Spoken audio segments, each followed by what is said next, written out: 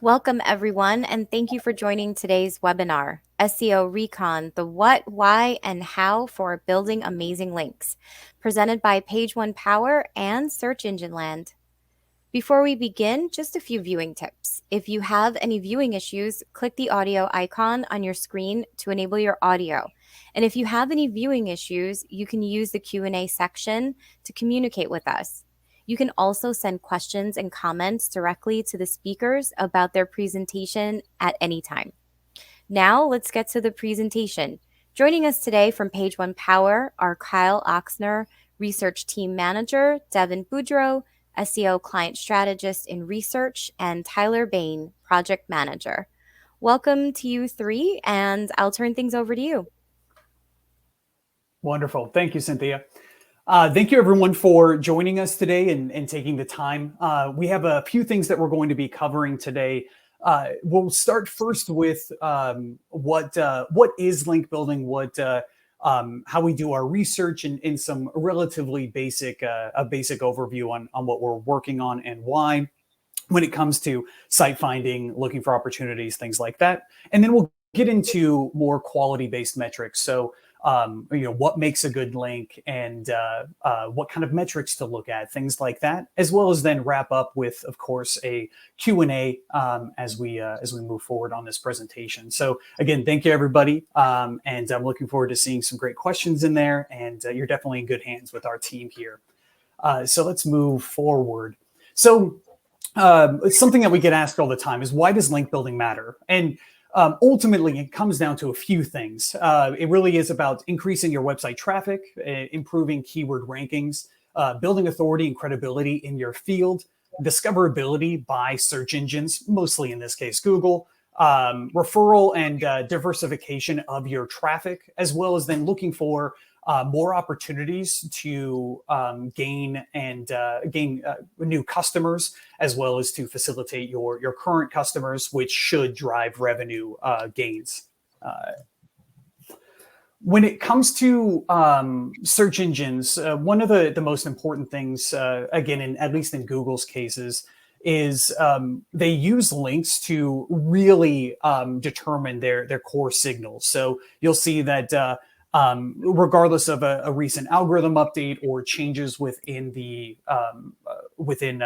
Google's processes, things like that, it ultimately comes down to speaking to your audience, great content, and links, and pointing those signals appropriately. And so one of the things that we notice is the sometimes least paid attention to, but arguably incredibly important in your overall marketing or website strategy. So again, we'll go over a few things here. Where should you begin when it comes to link building? Specifically, you want to find your audience, and that's through manual site finding, looking for relevant websites within your given niche. A common one is a common example is pet food. If you're selling pet food, then what kind of pet food is it? What makes it unique? What are those kind of opportunities? Who's talking about your product? And then, of course, again, looking at in that similar vein, looking at target audience and who do you want to sell to? Are you going after a particular demographic or vertical? Who's that buyer persona, if you will?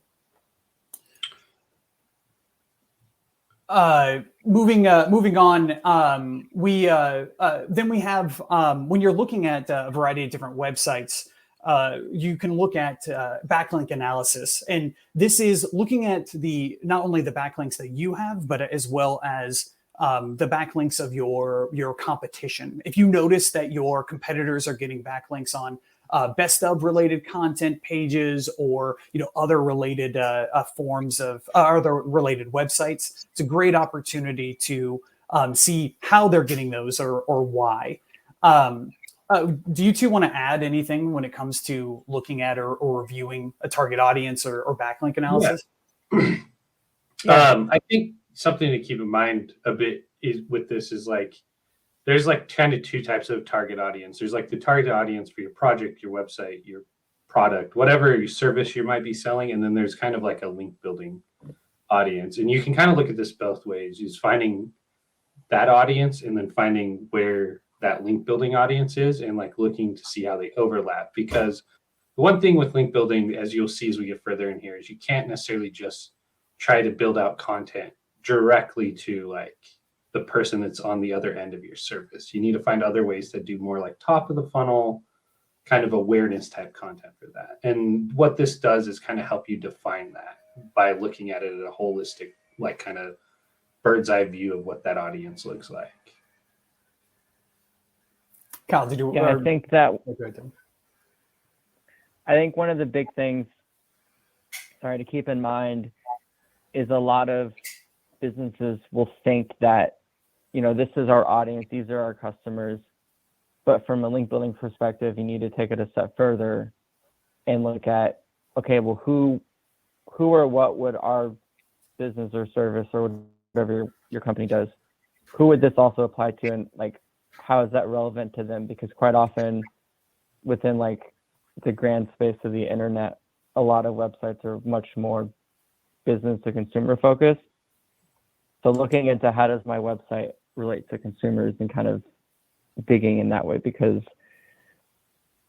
I'll just be very blunt, B2B link building is not as linkable as business. Yeah, typically, exactly. And that's what we see across the board is you, of course, want individuals to more than likely link to your product. That is a common question that we get. And in turn, there are opportunities for that.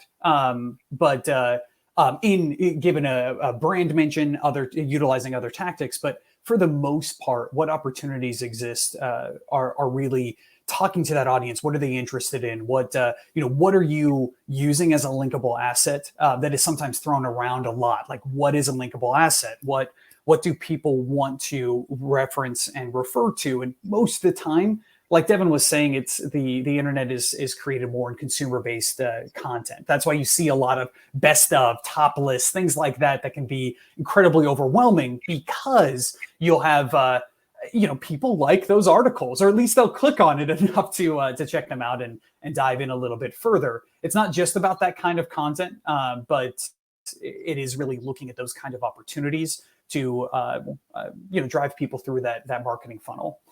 When it does come to looking at the, go ahead, Kyle. I was going to say, and one thing here too, with like where backlink analysis comes into play here is it will help you to like not only backlink your own site using one of these tools. I'd also like to mention like there's also really good tools like Majestic SEO and SEMrush as well for these, to see who's already linking to you that you might be aware of, you might not be aware of, but also look who's linking to your competitors and try to find those gaps. Like, are two of your competitors on a site and you're not? That's probably a good indicator that you could also probably get on that site. Yeah, gap analysis, things like that. Yeah, ding.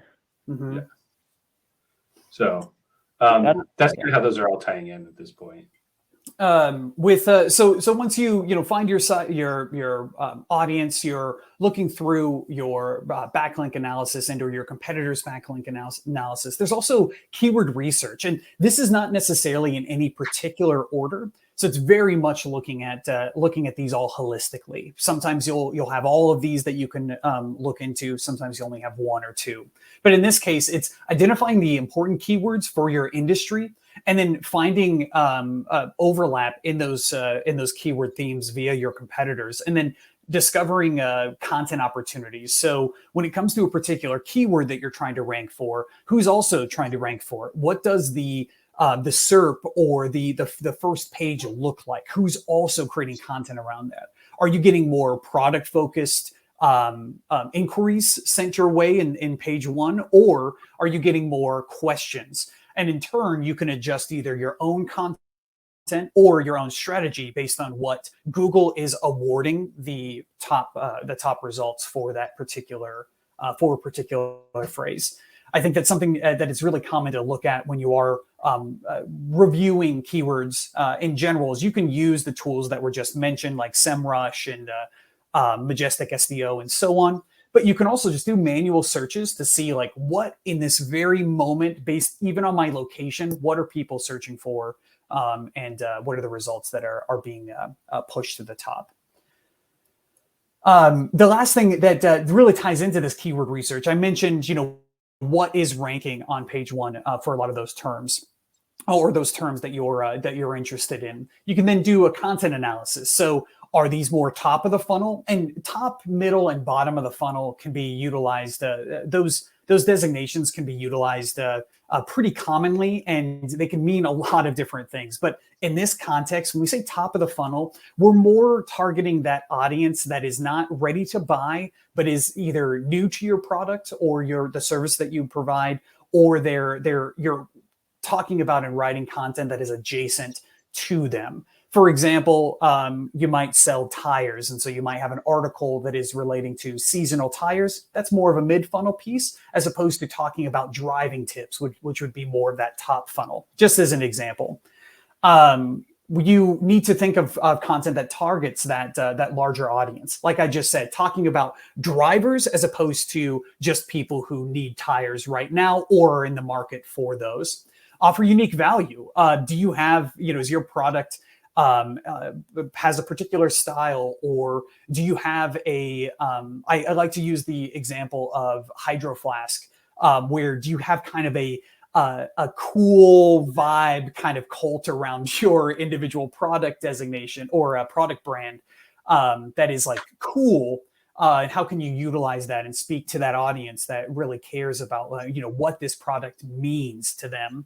Avoid promotional or advertorial language. We'll see a lot of the time that CTAs will be added into content, or now if you want to know more, find out more information here, click here, things like that. And it can really distract from the purpose of that content. And not only its linkability, because it can be looked at as another form of a marketing push, or maybe a pay for play kind of opportunity, as opposed to you're providing genuine information that is user-based, that can really put your brand into a space in which you want to capture from that larger audience. And of course, internally link. You are the best brand opportunity for yourself. And if you want some exact match anchor text, make sure that you are linking to your products in a contextual and relevant way that will really drive those results as those pages get crawled. Kyle, did you want to add anything to that? Yeah, and I was going to say, like, one thing you've come across working at Page One Power is when we pitch people more like top of the funnel topics for link building content we're going to build links to. They go, how is this going to help me? Like, I don't want to rank this content, and that's what you're building links to. Well, what we're going to be doing is funneling link equity, or link juice as it's commonly called, through these internal links. So it's very highly important that you assess your site and the content on your site, especially anything you might be link building to, and make sure you have those really high value internal links there on good anchors and just well placed within an article. That doesn't mean overdo it, throw every link you want to rank into one article, but it does mean make sure that content is properly internally linked.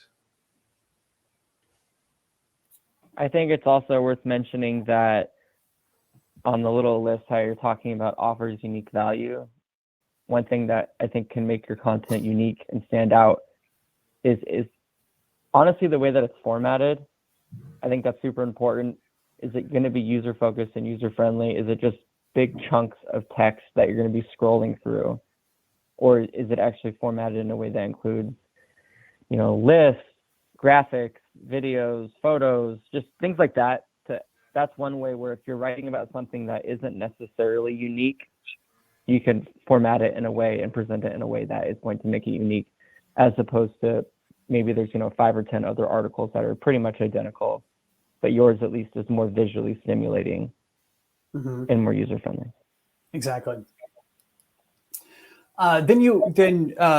Lastly here, you want to also look at the niche analysis. So what keywords are competitors using? So are you seeing as you're now you found some of your competitors, you saw some of the pages that are ranking for whatever keyword that you put in, how are they using those keywords? Is it optimized in the title, the meta description, the H tag? Is it within the text? And review that content there. Like Devin was saying, how is this content unique? Can you take this information and you have a unique spin to it, or you can really emphasize a certain section that these competitors aren't, and in turn create that additional value. It might be tough when you're talking about, let's use an example of defining a particular, a commonly used, like I mentioned, SERP. Defining SERP, a lot of organizations will define that, but how can you make that unique? How can you explore that? Is it the length? Is it the usability, and so on? And really look at that when you're coming to analyze your competitors and what content they're using. What are your competitors linking to? A lot of the time, especially in schools, banking, other organizations or niches like that, you'll see common things like BLS .gov link to. Things like that are pretty consistent, and are you in turn linking to these very authoritative resources. It's not necessarily that if they're linking to an EDU, you need to link to an EDU or anything like that, but it's, again, being conscious of how they're doing their link building, or how they're internally linking, how are they referencing or substantiating the claims that they're making, anything like that, to really show to Google and to users that they are the top information for whatever you're inquiring about. And then which communities are active in that given industry. I mentioned car people, or various brands that have like a cool factor to them. What's a great opportunity for you to talk about a subject that is important to a variety of different people within your organization? And I think, Devin, do you have an example of that? Like maybe in like the trucking field, or something like that you've seen content do really well in a particular niche? I mean, the big thing is the more actively involved you are within your community, the more like inherent trust that you have. And with that, you can get link opportunities. And by getting more links, you're telling Google that you're more trustworthy for said niche. Speaking specifically, I remember we had a client a long time ago, and they were in the construction cement world. And I dug around and snooped around within that niche and found some publication sites that were talking specifically all about cement.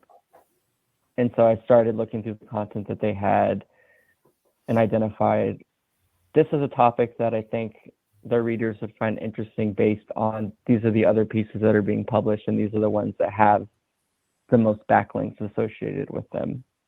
And then pitched to the client, we should write about this because this seems to be popular. And at the same time, this is kind of these are the things that are being talked about, linked to, but this isn't, but it also is related to these. So it offers something unique and different. Yeah, and I like that there's unique and different is used when talking about a concrete-based organization, where it's not necessarily, you don't immediately think, oh, that is cool. Like I've been using, like, that is not a industry that is known for being having good vibes, if you will. Cool to me, but yeah, it's all. I think it's all perspective for sure. Kyle, did you want to add to that?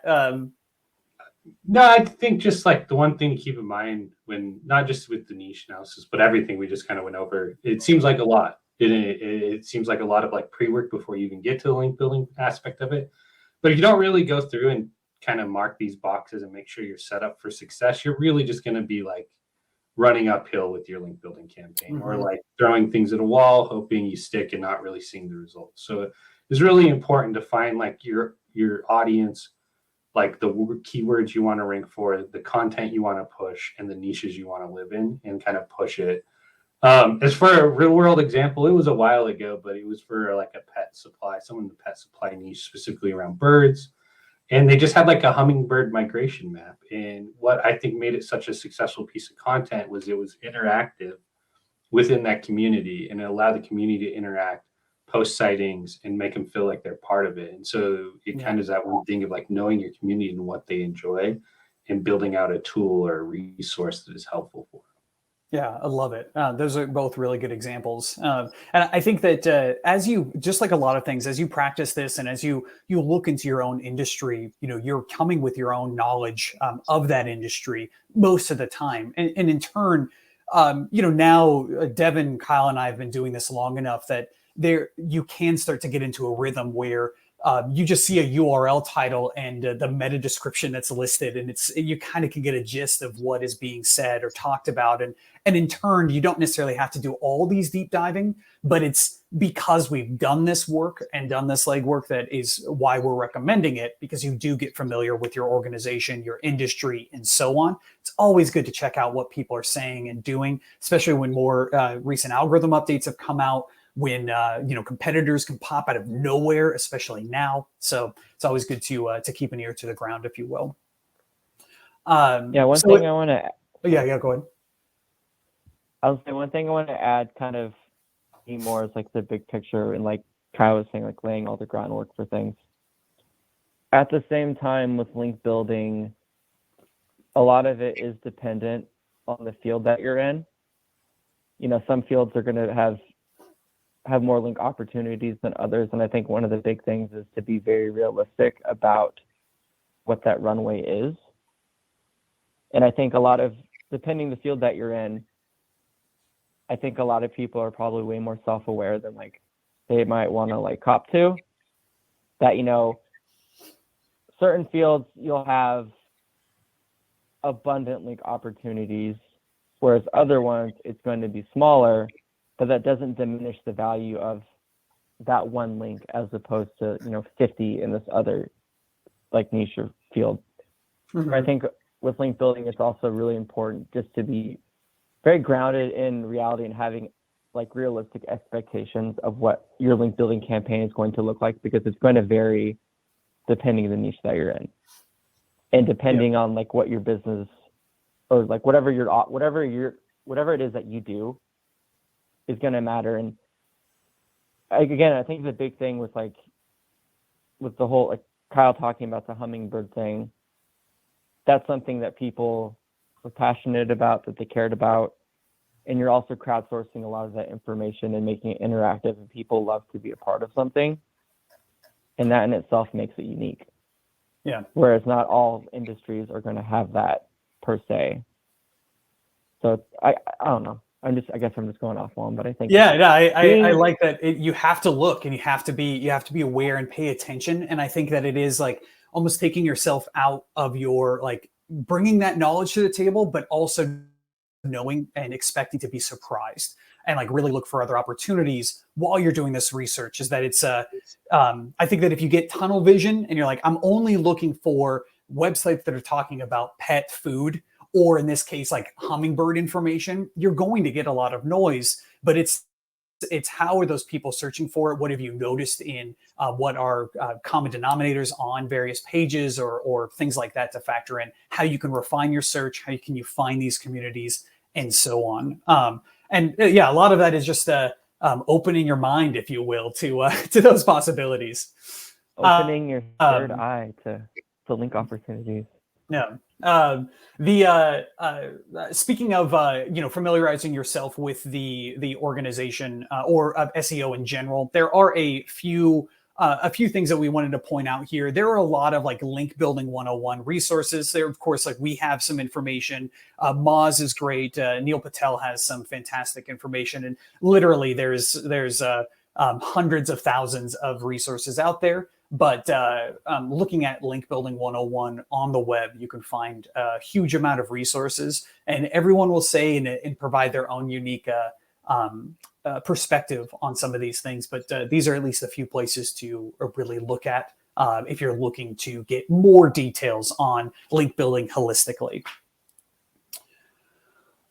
Moving on from that particular section, now we're getting into the nitty gritty when it comes to what makes a good link. So we talked about like how to find these opportunities and so on, but now we're going to talk about what makes a great link, as well as how to do some outreach, things like that. And so the long and short of what makes a good link is it depends. You can really utilize and rely on a variety of different factors, but we're going to cover some of those just in a second here. So what makes a good link? You'll see here that in semi-order, relevancy, human value, that trust factor, as well as then metrics, really come last. And when I say metrics, we're talking specific to domain authority, domain rank, the variety of different metrics that you're either aware of or that you might have heard discussed. But really, it does come down to how is this link relevant to your organization or to the content that you are trying to get links for or to. How are you providing that human value, which we've provided some examples as far as like the hummingbird article and pet food related information. And then why should they trust you? Again, going back to what you're internally linking to or what you're noticing your competitors are internally linking to. Are they authoritative websites that are government related or authorities within the space you operate? Or are they, a random assortments that match the content that you're creating? And then, of course, then metrics, but that comes last. Do you guys want to focus on or discuss any particular section in more detail as far as what these mean? No, I don't necessarily think we need to dive deep into them. Just the idea of like, if you like, the one thing that's kind of always been true across like at least what we've seen here at Page One Power last decade or so is that if you can kind of keep things relevant, keep the human nature part of it, and just build like out good content and good quality links, the metrics will come. Like in focusing on whether or not the site you got a link from's DA is higher than yours, like that's all third-party stuff, and it's great, and they're great indicators, but they're not the be-all end-all. And like sometimes, like let's say Moz's DA compared to SEMrush or not SEMrush, Ahrefs. Domain rank will be way off, and that there will show you like sometimes it just who knows what, like everyone likes to kind of keep the curtain back or curtain closed and not show what's going on. So I think if you focus a little too much on the metrics, you'll kind of lose with the point of link building, which is networking on like kind of an internet global scale to prove to Google that like people are like want to reach out, vote for your site, that sort of stuff. Exactly.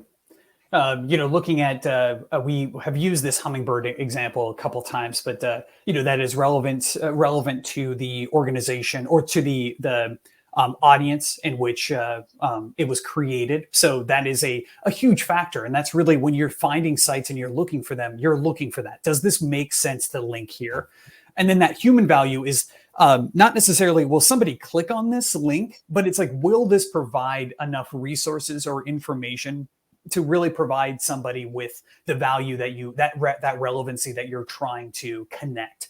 So will this provide them information on the migration patterns? Great. That is that human value. Is this something that they can share as well and or make a note of to maybe visit again or what have you? And then is it coming from a place where is it trust is not only what you're internally linking to, but also is the content written in a way that makes sense for the target audience it was intended? Is it thorough enough, or at least to the expectations of what's being rewarded, number one spots or those kinds of things from a Google perspective? And those are the things that you need to be made aware of as you are looking for opportunities when it comes to your various pages. And if off the top of your head, when you're thinking about, I'm creating a linkable asset, who will link to this? One of my favorite things to do is if you say, again, hummingbird enthusiast, then that's a great opportunity to say, let's look and see if are there enthusiasts out there? We know that there are, but are there? Is that an active community that's discussing these things? And really, I think again, keep your. I think assuming an SEO can really set you back as far as looking for opportunities that really might exist out there in general. Do you guys want to add anything to that before we move on, as far as like relevancy or that human value? I think, so you mentioned regardless if someone's actually going to click on the link, I think, at least from my perspective, when I'm thinking about like the human value and relevancy, I'm thinking about it, is this what Google is going to think a human would value and is relevant? Because at the end of the day, those are the type of pages that you want to be on, as opposed to like, oh, well, we got this link in this article or on this resource list, and it was only clicked on like 3 times. It's like, okay, but the page that it's on or the website that it's on has lots of different indicators to Google that this is a relevant link. This link makes sense. This is what we want our link to be affiliated with. Mm-hmm. That's all helping you. I think that's something you really need to keep in mind. And at the same time, talking about metrics, kind of going what I was saying earlier, depending on the field that you're in, those metrics are going to vary greatly.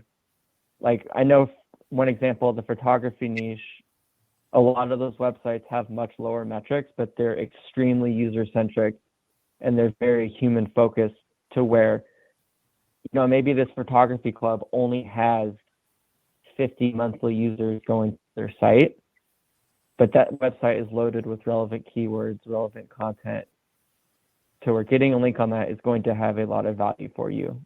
Yeah. As opposed to, you know, getting on a website that might have a higher DA, but you're on a page that has nothing to do with what you're doing.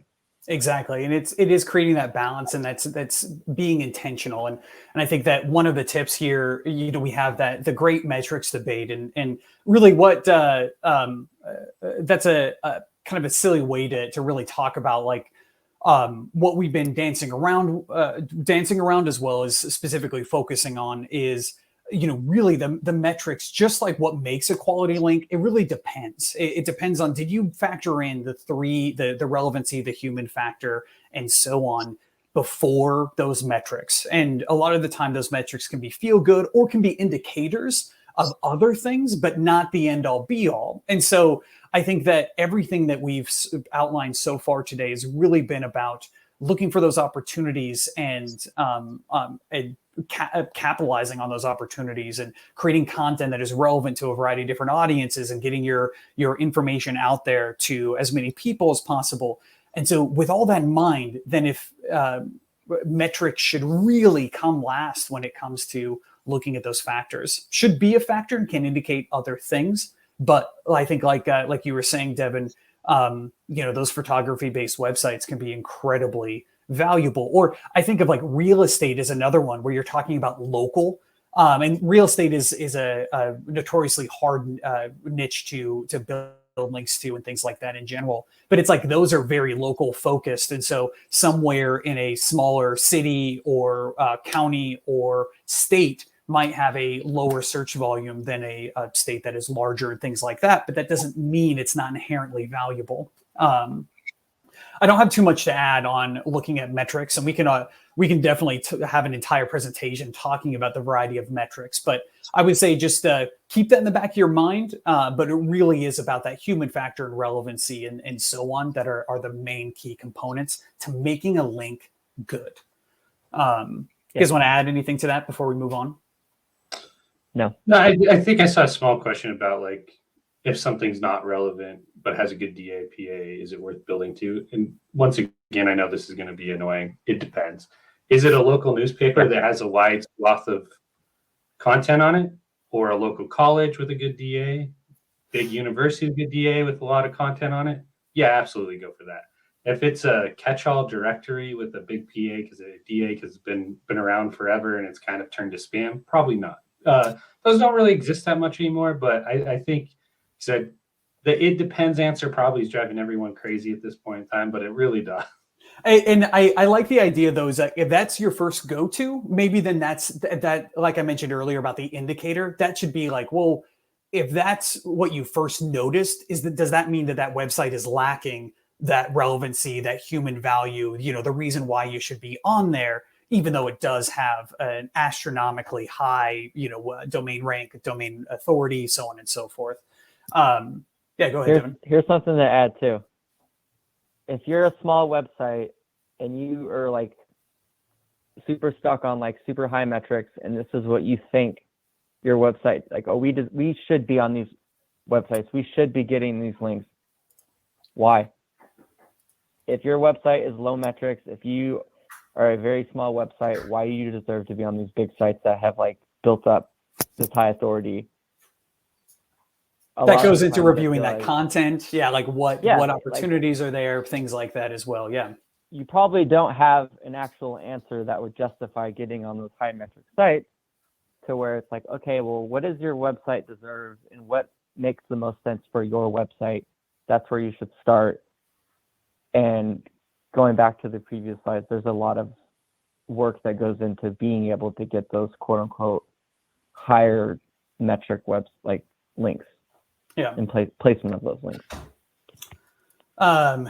Something to also note when it comes to getting great links is, looking at your outreach. So you found the perfect website. You did all these various things to have a list of websites and opportunities for link building.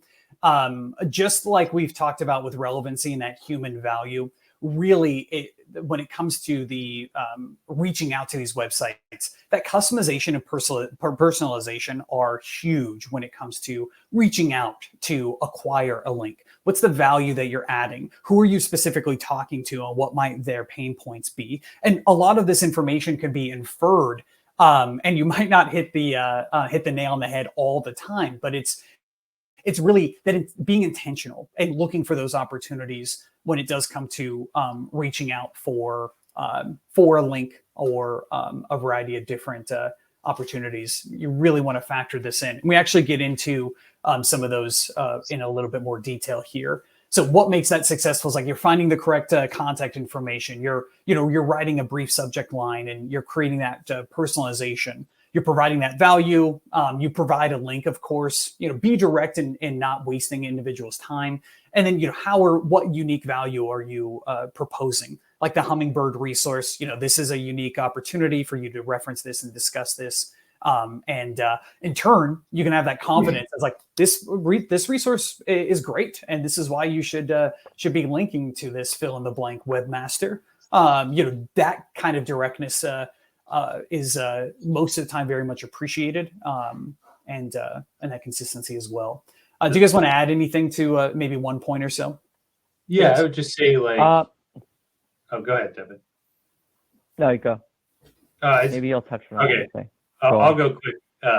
But yeah, basically what's said here is probably it's all really important, but one thing that's not really noted here that I would say that I've seen in my years here is like a lot of the times you're not going to get a link off that first outreach. You can write the most perfect outreach and it might just not get read because so many of these webmasters are getting so many emails. So you need to be persistent with the follow-up. I know I like to tell my team here, to follow up 2 to 3 times, space it out about a week apart. Just be consistent and don't be robotic, because the last thing you want to do is seem like you're just sending out giant mail lists to people that don't want it. Like the worst response I've ever got was unsubscribe. Yeah, go ahead, Devin. That's kind of what I was going to touch on, is that if you have a website that has link opportunities, I'm sure your inbox is a nightmare and you're being handed with some of the worst outreach. Not that it's the same, but if you have anywhere in your LinkedIn page that you're affiliated with SEO, your inbox is very bleak with link pitches from people. And I think that thinking about target sites, they're getting hounded for links. So what can you do to stand out and make yours different? And then like follow up is a big part of that. A lot of the links that when I was doing link building that I got were on follow up. And I made it a point that when I was doing follow up, each follow up I did, I made a little more unique and different, as opposed to just, hitting reply on the same thread or just sending like a copy and paste a template over and over again. Like quite often the stranger I got as it went, I got quite a few links that way by people either saying like, oh, I meant to respond to this, I forgot, thanks for reminding me. Think of how many times like your friends text you and you'll mean to respond, but you just don't. It's not like intentional. You're not like ignoring them. It's just maybe the text came through and you're in the middle of doing something. Yeah. or maybe you meant to reply and you didn't. Just whatever. Point is, how are you going to stand out, and how often are you doing that to stand out?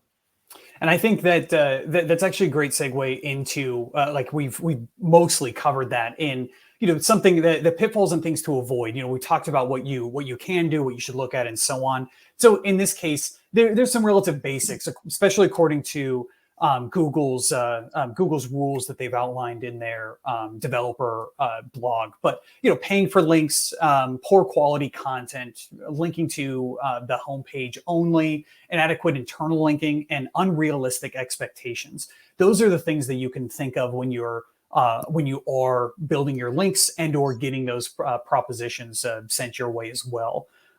You don't want to pay for a link that is directly in violation of Google's their rules. You don't want to. You want to look at the quality of the content that's being provided. Is there an active audience and so on. Homepage links are fine, but it's something that you do want to avoid. You can get those via brand mentions or other means. It's really looking for those opportunities to internally link to a deeper page to really provide that additional crawlability and value.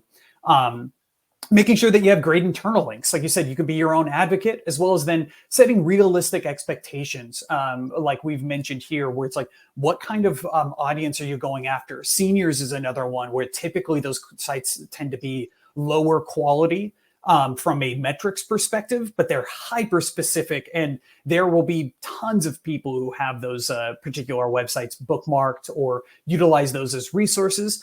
At least in my experience with my grandparents alone, as well as my own habits, regardless of my age. But these are some things to review and avoid.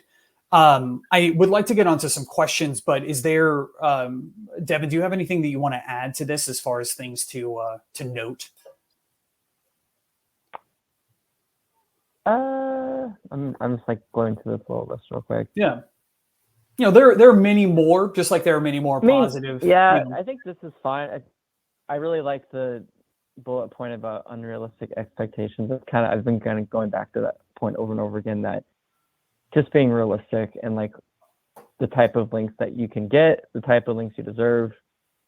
I think that is a big thing within link building that has way more value than I think a lot of people probably realize or want to like admit to. And one unrealistic expectation I don't think we've talked on now is link building takes time, and then it takes time to show up in the SERPs. Like, we're not building links to drive traffic via direct clicks. We're building links to help you with keyword rankings on Google search.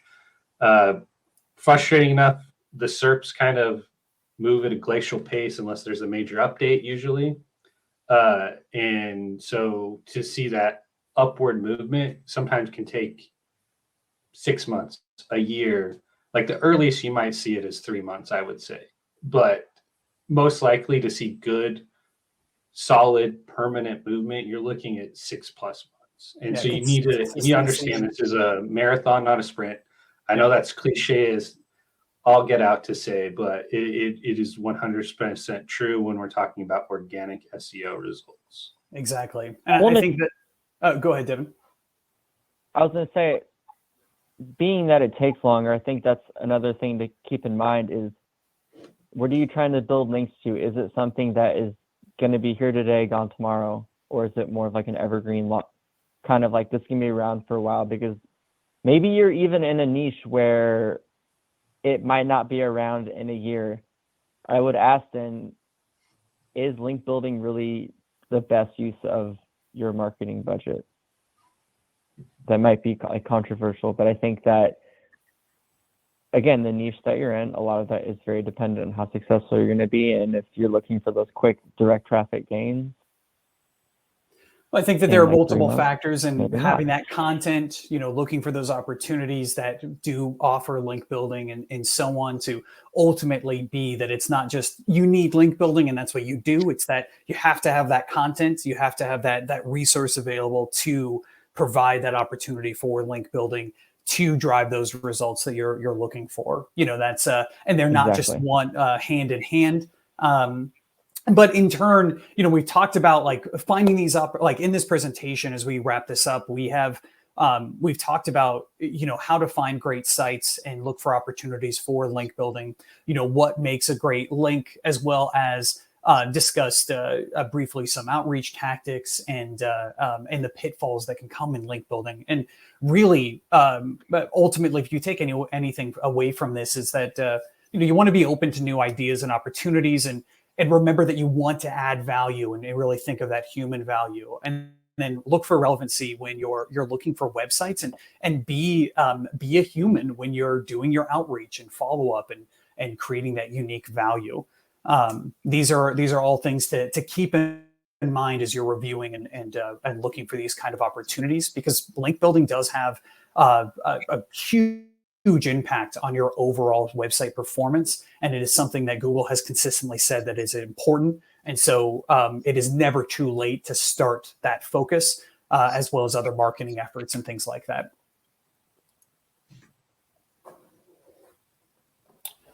But we can move into the question. Yeah, go ahead. Thanks, Tyler. Before we even dive into the questions, we've got tons of questions from the audience. We're going to launch a quick poll. So go ahead and answer that poll. And our first question is from Joe.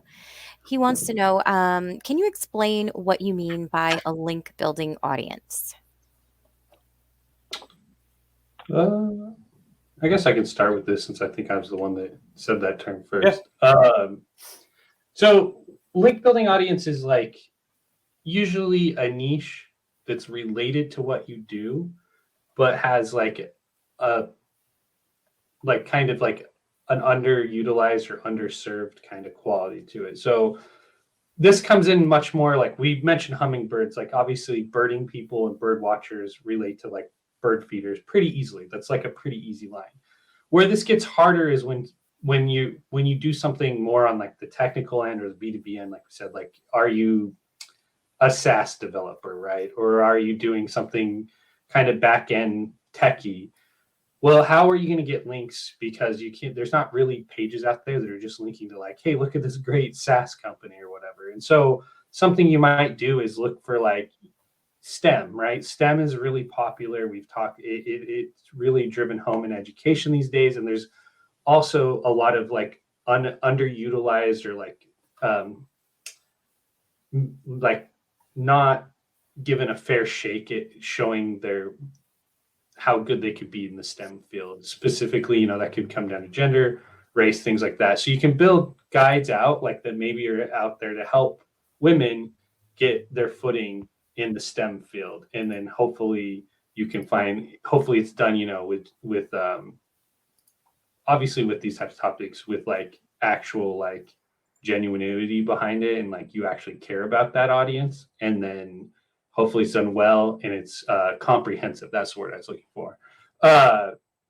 So when you do pitch it to maybe like a high school that wants to help, teenage girls that are trying to break into the STEM field and how they could do it via education, via training, via like certain specific camps, something like that, that it's a holistic, like good piece of content that they could build to it. So that's where I would say like your audience might just be tech people with looking for SaaS, like other business looking for SaaS. But if you create this piece of content, you internally link it well, it gets externally linked well, all that equity is going to get funneled down into the pages that will eventually help you in the SERPs organically. So long-winded way of saying like a link building audience, and that might be women interested in STEM, even though your like true audience that you're selling your service to is not that, or it is that, but it's only like, it's kind of, you have to like kind of do the spider graph to get there.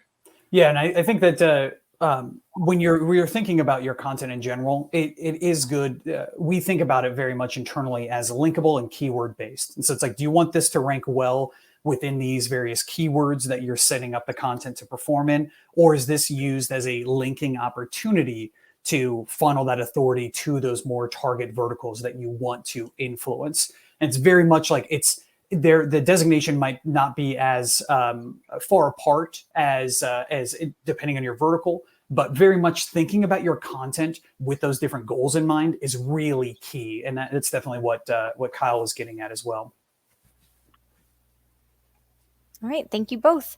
Our next question, can I use content I already have for link building, or do I need to create brand new content?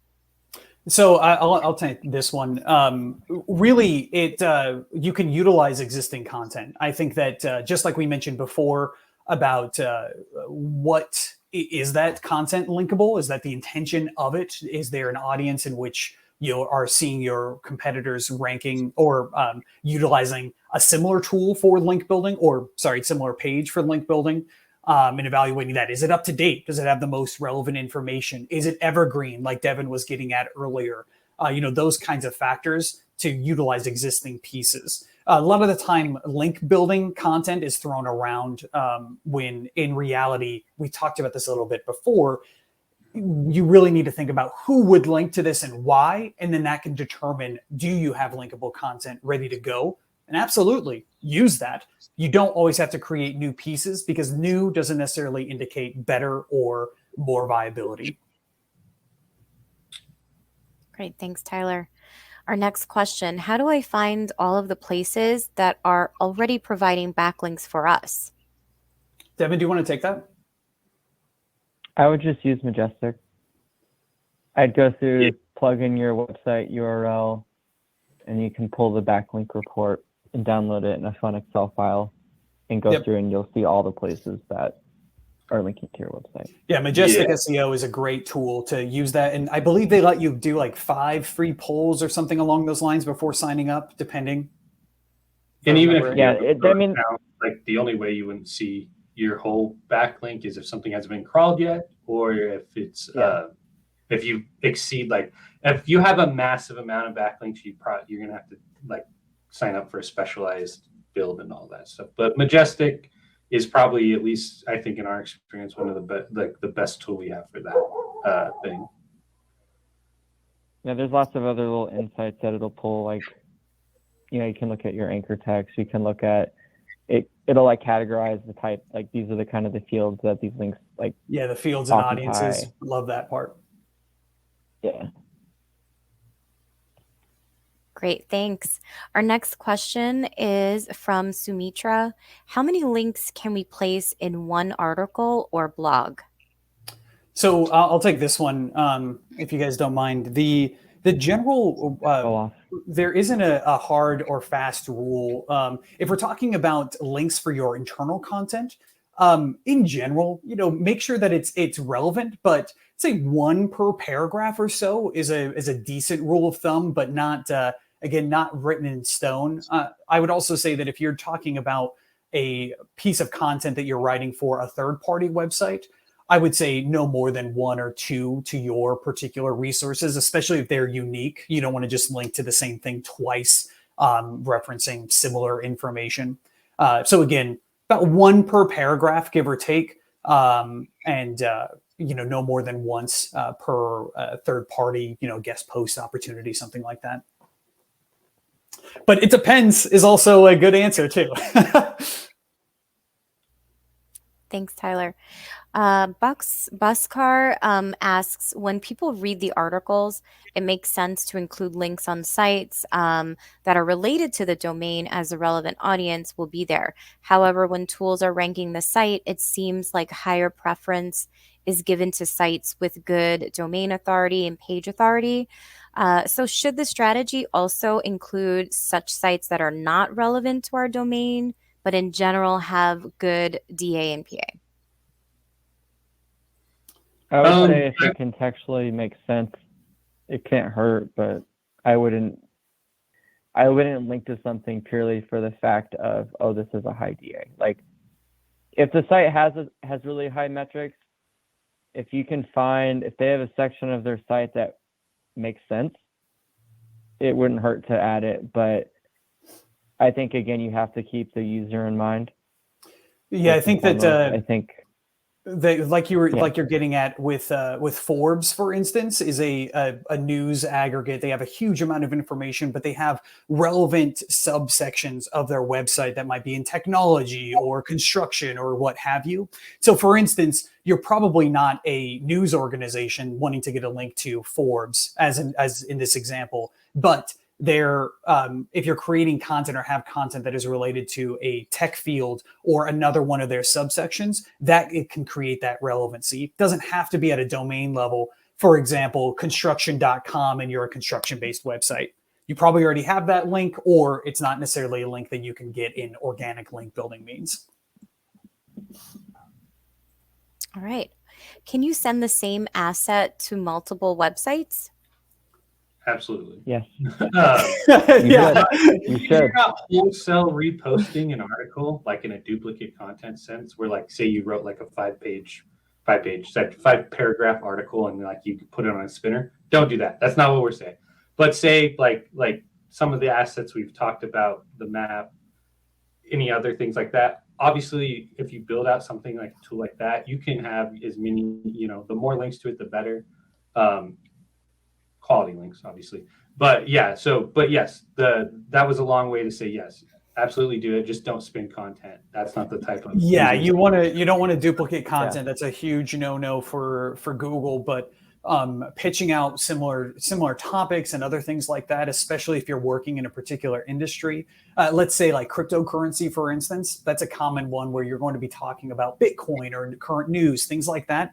Get people interested, and if you're able to write about those topics, then pitch those out. If you have a map resource, pitch that information out. Just to make sure you're creating unique content.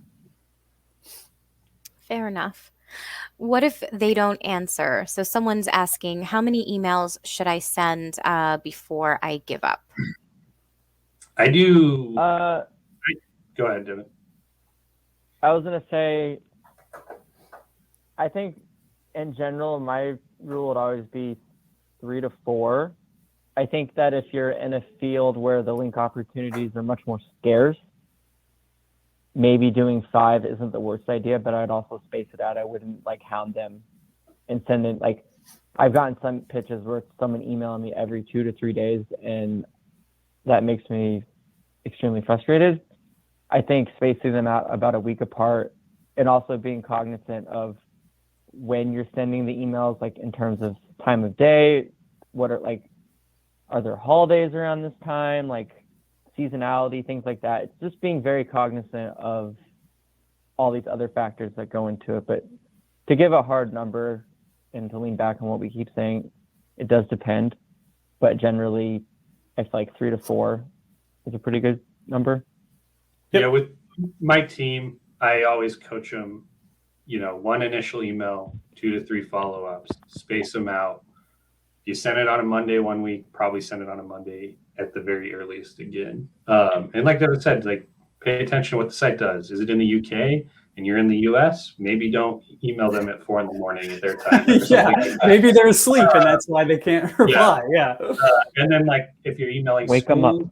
It's summer vacation. So maybe you save those sites for, September when they get back closer to school and stuff like that. And I love these responses. And that's the thing is I want to really focus on give up in that language. It really is in our experience, you can give up, you can put that to the side and label it as, okay, these are the websites that haven't contacted us, and in turn, try them later. Maybe there's a new process that they have internally in which you might be able to reach out to somebody else. Maybe there's a new person that you can reach out to. Definitely hold on to that information if you're able to, because those are websites that you found that are still relevant, even if they didn't get back to you. And that could be an opportunity a year from now, even. Great. I think we have time for one more question from George.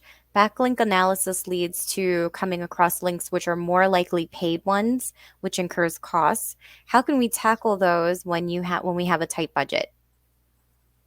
I wouldn't ever if you're paying for a link from my understanding, Google views it as an ad at that point in time. So it needs to be no followed links aren't the end. like the worst thing, but they do pass less equity, but they are a natural part of any backlink portfolio. I would avoid paying for links unless it's like like you work in an industry which has maybe like an industry mag with like you're being featured on like some sort of like industry directory where like those kind of costs incur. But if you're reaching out to like a blog and they're asking for money, I would avoid that sort of thing. Unless like it's very well known within your niche or industry. That's just kind of what I've experienced. Yeah, I think that going back to what we've been presenting here is that if you're noticing, like you're doing the research enough to notice the backlink types that the website or the audience is or the page is getting, in turn, take that information and be like, okay, maybe I just need to focus on improving my content and providing a value from the content that already exists. And maybe this is not the backlinking opportunity. Maybe you need to create something that's adjacent that internally links to this to get those quality pages. Most product pages will have a couponing website or a dozen or a billion, as well as other things that we've seen time and time again. That's probably an indication that that particular resource is not a great linkable asset. I think one thing too to look at, so if you're going through your competitors' backlinks and they have a lot of paid backlinks and you're on a tight budget, look at the type of links that they're getting and see what they're missing that you could potentially be pulling in.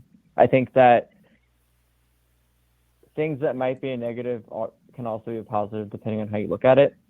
So it's like maybe you understand that we serve these niches and looking through their backlinks, okay, well, they're only serving this one and it's paid. Well, I'm going to go capture these other ones. So. Yeah. All right. Well, thanks again to you three, Kevin, Devin, Kyle, and Tyler for this engaging presentation. And to our audience, if we didn't get to your question or comments, we will be sure to pass it along to Page One Power. On behalf of Search Engine Land, I want to thank everyone in our audience for attending today's webinar, and we hope you join us again soon. Thanks, everyone. Thank you, everybody, very much. Toodles.